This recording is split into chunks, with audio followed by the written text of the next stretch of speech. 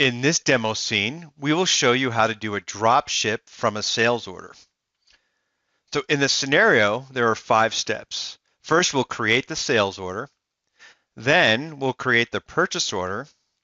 In the process, we'll drop ship the item that we've just ordered to the customer. We'll post the sales order and then the purchase invoice. So first, let's go ahead and create the sales order. So logged into Business Central, I see here the quick actions, which makes it so much easier for me to locate key areas and key actions I need to take. I'll enter in the sales order. And so I've got a blank sales order.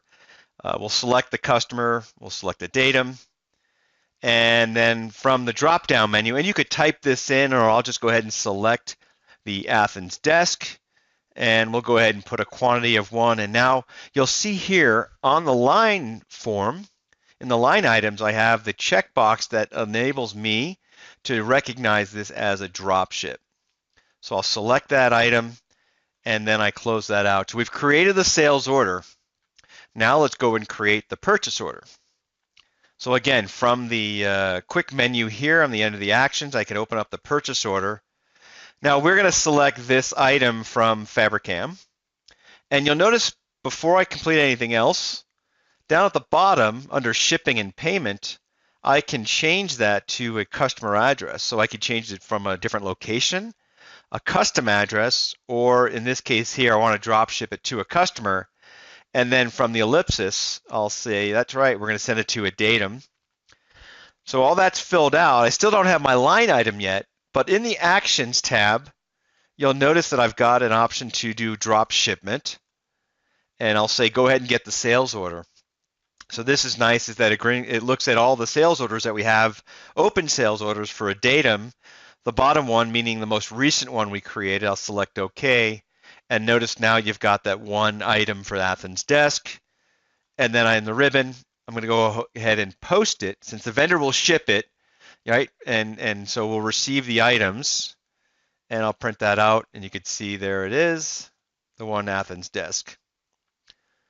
Next, let's go ahead and post and invoice the customer. Right now we need to do that. So I've got the sales order that we created, 1010. I'll open that up. And you'll see here, I'll go ahead and hit post and send. And now I'm going to invoice the customer. I'm assuming they've received it. Just get the invoice out to them. And so there's the invoice. And if I click here on the right-hand side under the customer statistics, you'll see if I drill into the balance, this is the order we just placed for that customer. And I can also see the detailed ledger entry screens if I want to see all the accounting rules that are happening behind the scenes in terms of debit and credit which accounts.